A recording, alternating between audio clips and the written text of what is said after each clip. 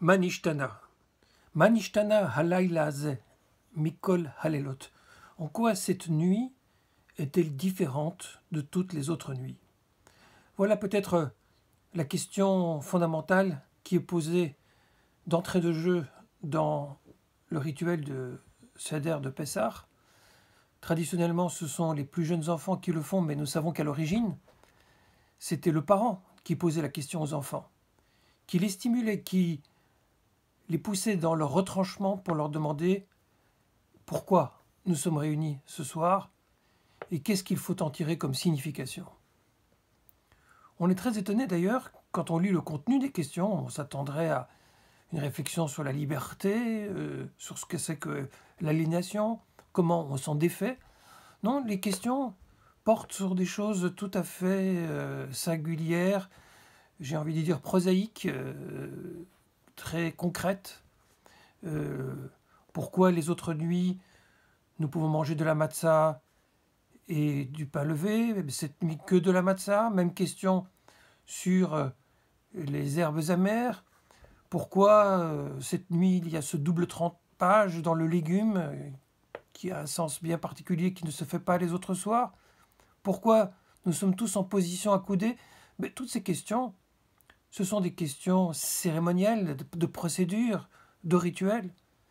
Certes, mais en réalité, toute l'idée, c'est de partir de ce qui est de plus immédiat, de plus quotidien, et de faire remarquer aux gens que quelque chose a changé, un nouveau sens s'est introduit, et ce nouveau sens doit créer un éveil à l'intérieur de chacune de nos consciences.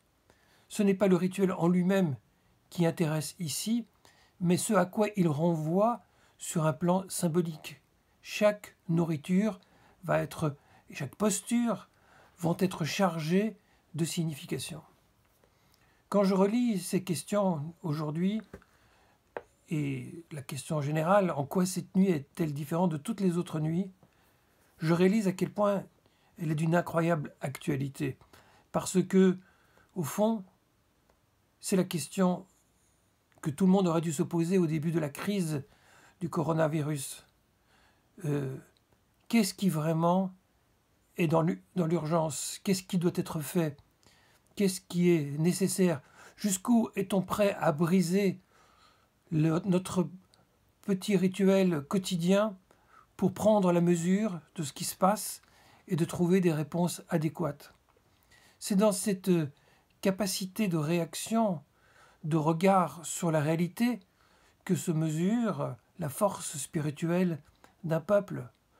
Le peuple juif s'est caractérisé à travers l'histoire par des lois, justement, qui sont des lois de souplesse, qui impliquent notamment le devoir de profaner le Shabbat si la vie est en danger.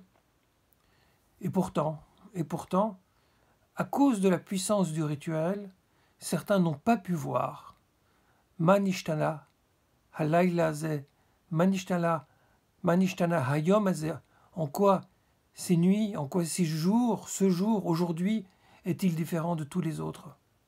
Et pourtant, c'est bien dans cette question-là, dans ce défi-là, que réside tout l'enjeu de la liberté.